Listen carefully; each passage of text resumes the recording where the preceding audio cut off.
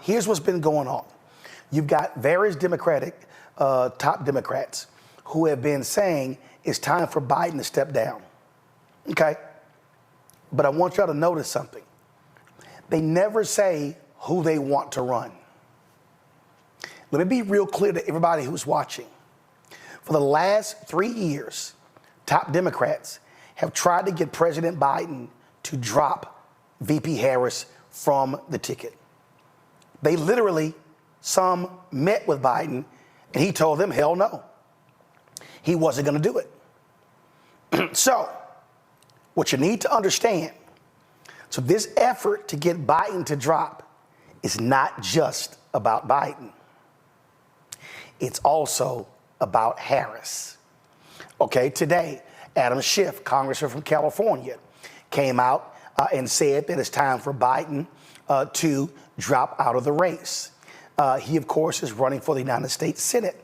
You now got about 21 Democrat lawmakers who said that polling numbers show if they're not going to do well if Biden is at the top of the ticket. Here are all those particular names. Now, they're all basing this off of the performance in the debate on June 27th.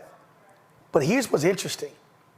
Democrats have spent more time in the last 20 days tearing Biden down than they have Trump. In fact, Republicans have been relatively quiet because the Democrats are doing all of their work. So let's go back to this particular poll that was taken. Go to my iPad. So this was released to Politico today. And so it's from this group called Blue Labs. Now, I want y'all to understand what's going on here. In this particular poll they did, or assessment, you see here where they said they interviewed 15,000 voters across 7 battleground states between July 5th and July 12th. Okay? Says their goal. We're looking for voters whose behaviors change depending on who the Democratic candidate is. Okay? Now, these are their top line findings. Alternative Democratic candidates run ahead of President Biden by an average of 3 points across the battleground states. Nearly every Democrat performs better than the president. But here's the critical line. This includes Vice President Harris, who runs better than the president, but behind the average alternative. Let's go further. So when you look in here, they lay out that an average of almost 3% of Trump voters in a Trump-Biden matchup switch to voting Democrat if there's an alternative candidate leading the ticket. Okay, let's keep going. Young voters, independents, and those who haven't voted since at least 2020 are most likely to increase support for the Democrat with an alternative candidate. So here they go. These are their 4 candidates in alphabetical order. Senator Mark Kelly of Arizona, Governor Wes Moore of Maryland, Governor Josh Shapiro of Pennsylvania, Governor Gretchen Whitmer of Michigan. Now check this out. By nearly 2-to-1 margin, Democratic voters say the party should choose the best nominee no matter who if Biden doesn't run. I need y'all to understand why they're framing it this way. Because they don't want it to be Kamala Harris. Now watch this. Who should delegates nominate if Biden does not run? The best nominee, no matter who. According to Democrats, 56%. 33% say VP Harris. Look at the black number. 43% say best nominee, no matter who. 40% say Kamala Harris. And so then you see independents, youth, sporadic, Rust Belt. Again, I need y'all to understand what's going on here. What you have going on here is an effort by prominent Democrats to freeze out Kamala Harris because they've never wanted Kamala Harris on the ticket. Now, here's what I think is going on. The 2028 battle is happening right now. There are Democrats who want other candidates to run for president. They fear, this is what they fear. They fear Biden winning and then in a year or two resigning and thus handing the presidency to Kamala Harris. If that's the case, she then runs as the incumbent in 2028, freezing out the other candidates. It's going to be hard for the Democratic Party to have candidates run against an incumbent president, the first female president. So these Democratic operatives, they don't want to wait to 2032. They need Kamala Harris out of the way so they can run their folks. Now, you might say, well, I'm not sure. Okay, so answer this. If Biden drops out, the only person who can access the more than $300 million they've raised is Kamala Harris, because the money was given to the Biden-Harris campaign. There are 1,000 staffers on the campaign and 100 field offices around the country. Because of campaign finance laws, you cannot transfer that infrastructure from one campaign to the next. The DNC doesn't control that infrastructure. The campaign does. So, if the Democrats pick anybody but Vice President Kamala Harris, they have to completely build a national campaign from scratch. Fundraising from scratch, infrastructure from scratch. You gotta do it on the fly while you're also trying to build a name ID nationally of these other candidates. All of these people, a lot of these Obama people, David Axelrod, John Favreau, Tommy Vietor, I can go on and on and on. I've tagged Julian Castro, former congressman. I've tagged Schiff. I've tagged so many others. Jonathan Alter. All of these people keep talking about, oh, this fresh Democratic face, this fresh young voice. We think anybody could beat Trump. But y'all notice, they never give a name. I'm trying to tell everybody out here what's going on. The play is they need to take Biden out to take Harris out. Oh, and by the way, Vice President Kamala Harris might be from California. Nancy Pelosi does not support Kamala Harris. If you thought Nancy Pelosi shanked Congresswoman Barbara Lee when she ran for the U.S. Senate by backing her boy Schiff, Nancy Pelosi does not support Kamala Harris at the top of the ticket. Do not be confused.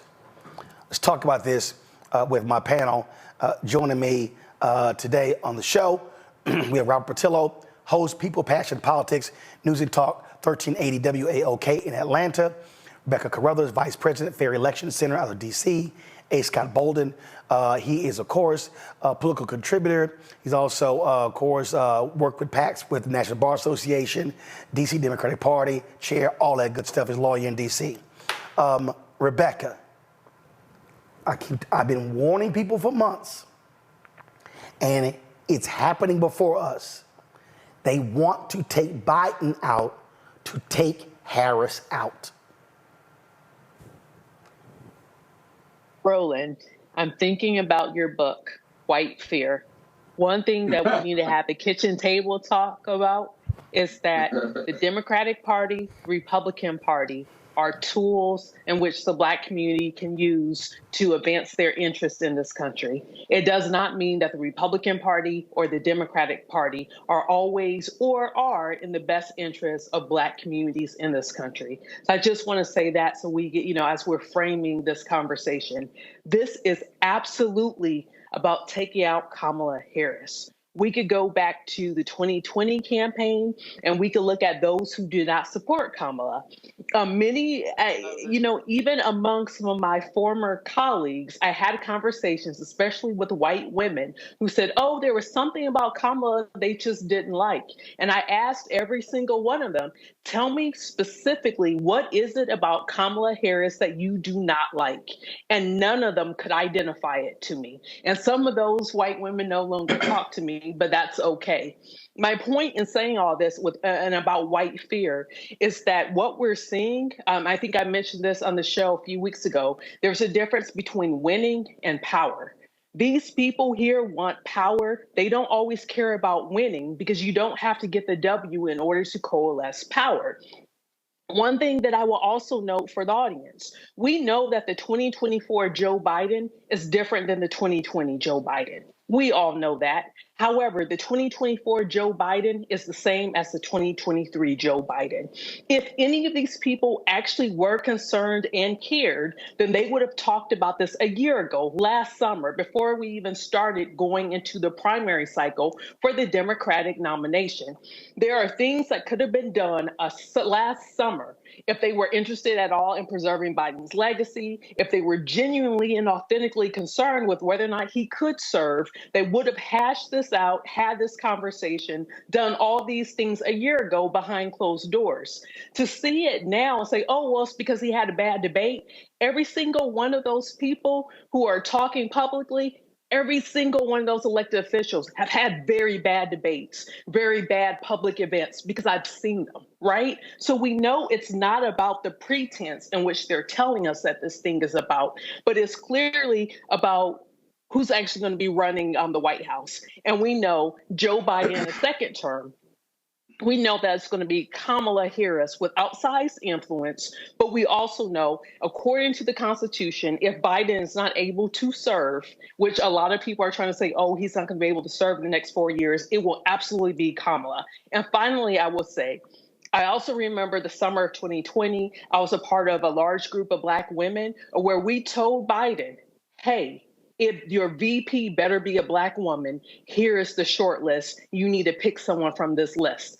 And fortunately, he did. And so Black women are paying attention because we hear what's going on, we see what's going on, and we don't like it. Different polls have come out today, and I'm going to go over those a little bit later, talking about where Black people are. There's a poll that AP dropped that said 60+% of Democrats, people poll, want Biden to drop out, 65%. But the exact same poll says 57% of people want Donald Trump to drop out. But the Associated Press, Robert, focused on Biden and not Trump. And so then you got these people who are like, oh, look at this. 50% of African Americans say Biden should drop out. But 50% say he should stay in, which is the highest of any group. So the games being played here, Robert, are a trip. And I don't think you can use common sense that if Democrats have attacked Biden's greatest weakness for 20 consecutive days, common sense tells you you're going to see erosion in the polling numbers. Well, I call this the Hollywood coup because I find it interesting that it's very much a coup being led out of California, New York, Washington, D.C., the major think tanks around the country. But the polling data does in no way, shape, or form back up what the coup makers are pushing out there. There's a poll that came out today that said this is a 2.5 point race nationally, that in the swing states, Biden's up by 1 in Wisconsin, up by 3 in Michigan. He's trailing in Georgia, Arizona, but these are all things within the margin of error. And this is after President Trump survived an assassination attempt in the middle of the Republican National Convention. So Biden very much is in striking distance in all of these polling, and with a strong legislative kick, he can pull himself out of this malaise. So the question is, what the hell is really going on? Because at first we heard from for everybody who's watching, if you're watching on one of the major networks instead of here where you should have been watching, you saw all the people on the panels on MSNBC, on CNN, and all the other channels. They looked down at their phone in unison, and then they all looked up and said, "It's time to kill Granddaddy." And at that point in time, they just laid into him in ways that we've never seen people lay into somebody during in a major presidential race. So there's shots being called from an income bracket above the president that think they can tell the president of the United States when it's time to step down and who should be the nominee for office. This is the most anti-democratic thing I think we've seen in American history. This is less democratic than January 6th in many ways. And for those Democrats who are pushing for this, how exactly can you say that Donald Trump is a threat to democracy when you use an undemocratic process to try to force a sitting president out after the primary process, nullifying the 14 million votes that Joe Biden received during the primary season, the 81 million votes they received in the 2020 election? How exactly do you change the 6+ states that have ballot access laws that say that unless Joe Biden is dead, he will be the nominee, or you'll have to call those state legislatures back into office or back into session to change the state laws simply to allow you to put another candidate on the ballot. Besides the logistical points that you made about fundraising $500 million in 4 months, building nationwide name recognition, building an infrastructure and a field team on the fly, essentially, if Joe Biden steps down, is Democrats ceding this election in 2024, retreating to 2028, and hoping they can rebuild the party in 4 years under Trump. I don't think anyone believes that is the best mechanism going forward when we're talking about a 2.5 point race. So then after they said it was about Joe Biden's debate performance, it finally came out a couple of days later. Well, it's really about the poll numbers, and that we, the elites of the party, we, the donor class of the party, we, the insiders of the party, believe that he can't win, and therefore we're going to push him out. When the hell has that ever been the standard for a presidential candidate? That if you're trailing at the convention, the party bigwigs, the people behind the curtain, the smoke-filled rooms get to decide who the nominee is. This is going back to the 1960s. This is going back to the period of time prior to there being binding primaries to select candidates. And I think that the people who support Joe Biden, there's nothing better that he can do than stay in this race and stand strong against the elites. He now gets to be the outsider candidate running against both the Democratic and the Republican establishment and running for the people of this nation. Now, we should watch out, though, because I remember after the Stephanopoulos interview, there was a report that there was a major medical incident on the plane that turned out to be false. And the first thing my wife said was they probably tried to kill him. Earlier today, there was an article that came out that said Biden would only step down if there was a major medical issue. And then later on in the day, we find out that he's been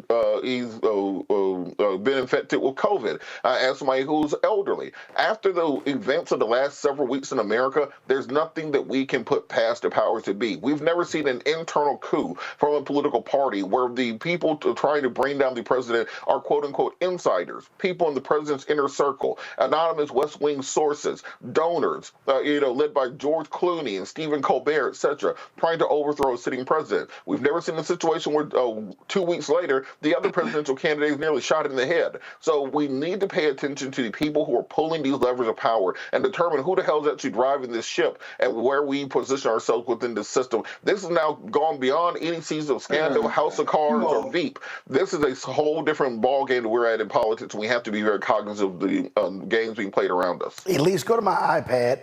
AP had their story. James Carville tweets, nor is this the good news. There is still time to change direction. The bad news is time is running out. Scott, again, Carville names no one, doesn't name a candidate. What these folks want to do is they want to move Biden aside, go to the convention, and then the party elites work their magic and they want to nominate a new presidential nominee and a new VP nominee, they absolutely want to sideline Vice President Kamala Harris.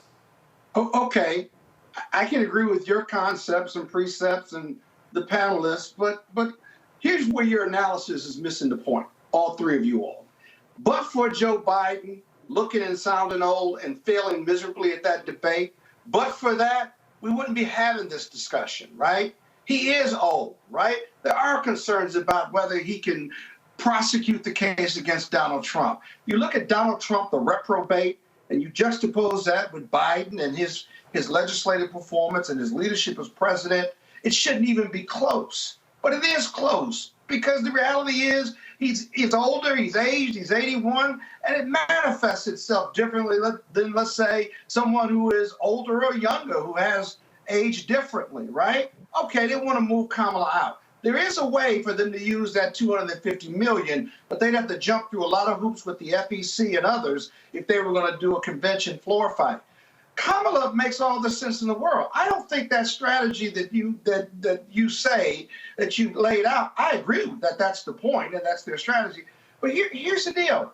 Kamala is super popular with young people, black and brown voters, gay voters, anti-abortionists. I mean, she would make all the sense in the world, and it's easy for her to just spend that $250 because those are the coalitions that we're leaking. Well, wait, Scott.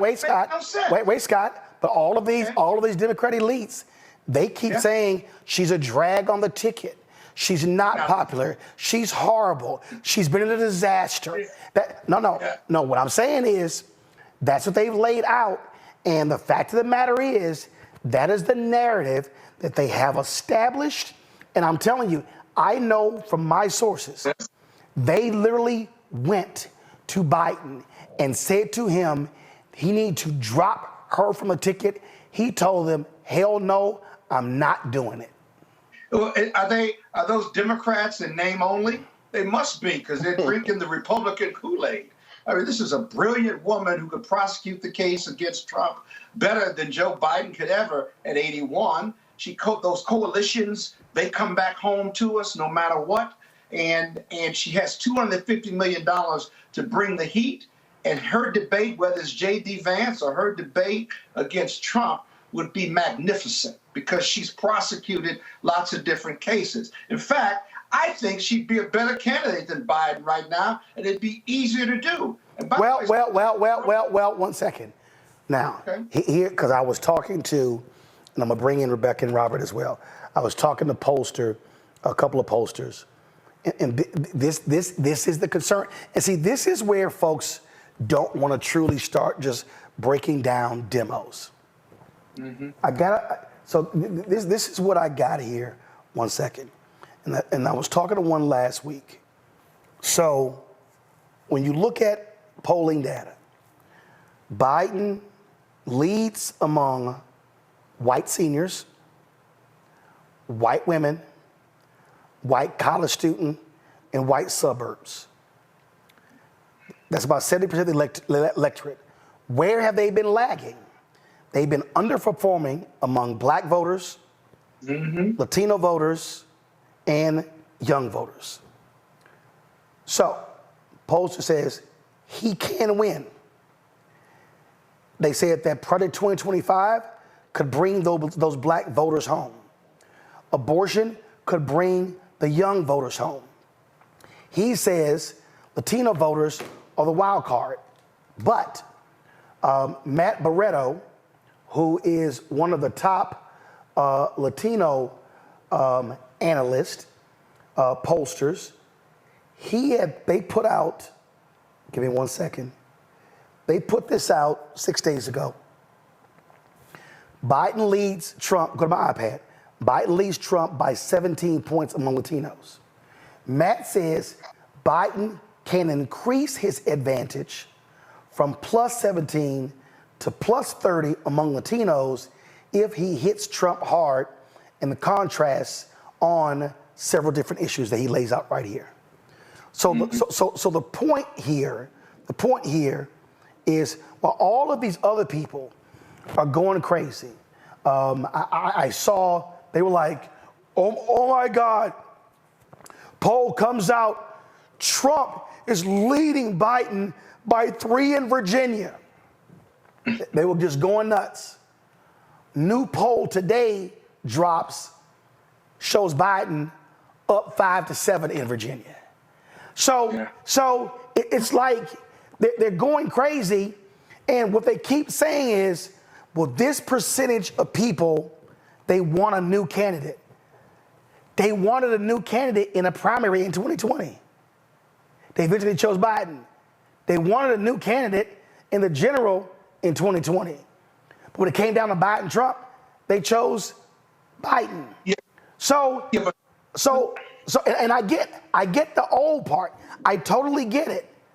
But the problem here is, if you're Democrats and you are hammering your ticket on a big issue, the Republicans could just do this here. Y'all got it. Go right ahead. Right.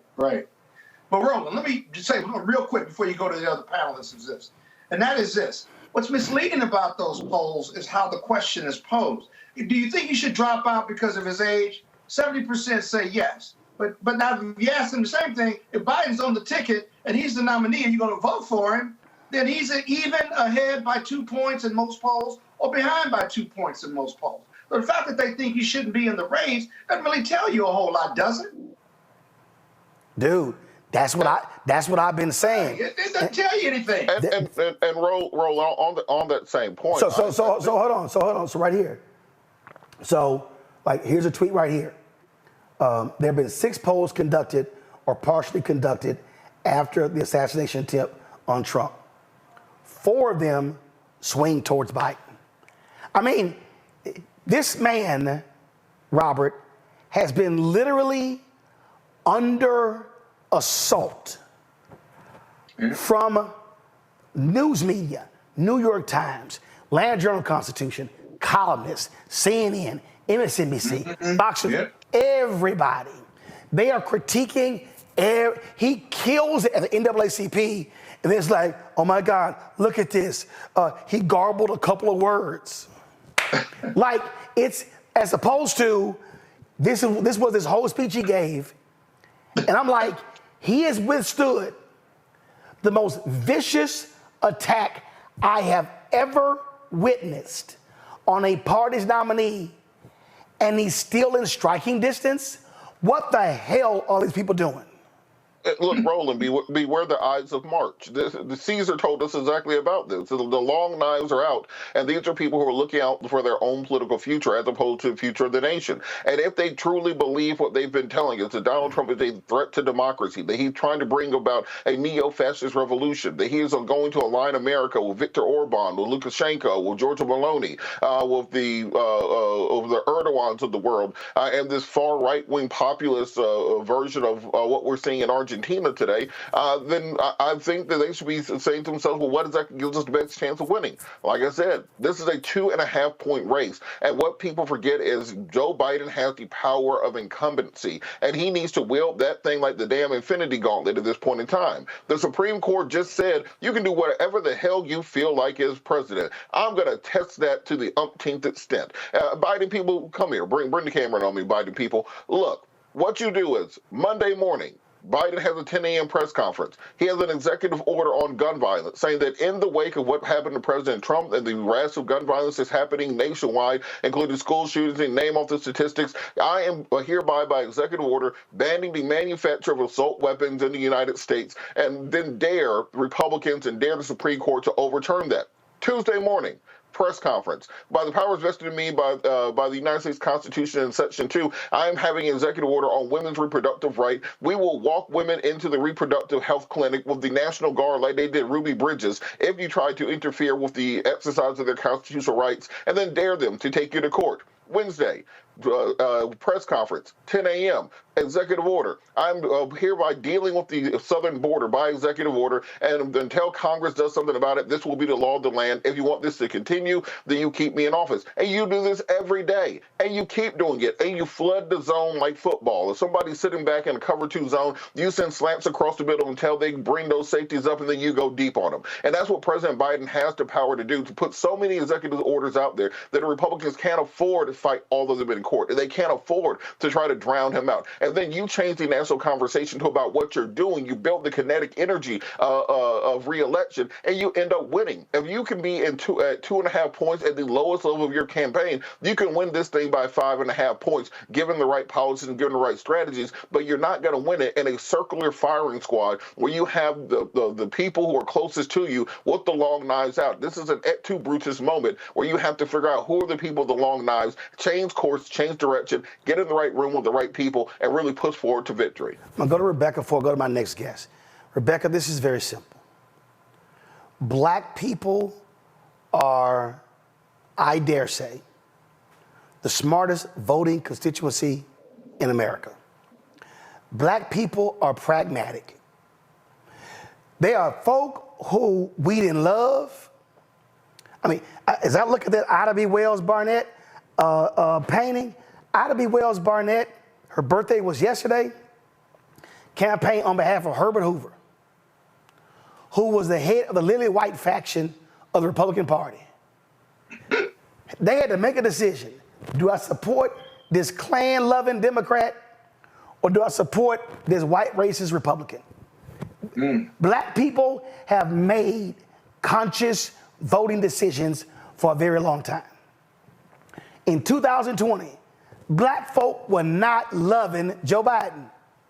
It was 15 people: Bloomberg, Deval Patrick, Elizabeth Warren, Klobuchar, Sanders, Corey, Kamala had dropped out. It's a bunch of other folks I'm leaving off. And they were like,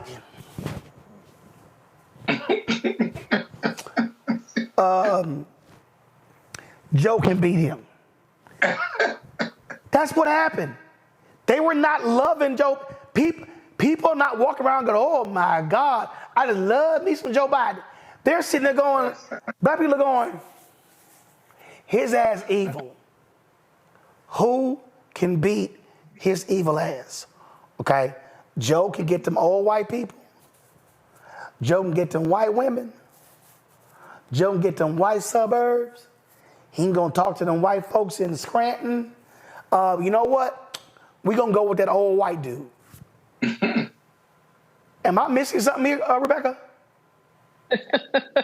So I heard Scott earlier say, oh, well, these must be Democrats in name only. No, this is politics. Politics is nasty work. This same thing happened to Bernie Sanders versus Hillary in 2016. Let's not forget. Instead, we're seeing this instead of happening during the nomination process. We're seeing the actual sitting president being stabbed in the back, people attempting to change rules and to block people out, especially when we see Hakeem Jeffries and Chuck Schumer today saying, oh, well, we should delay the roll call. Hello, Ohio.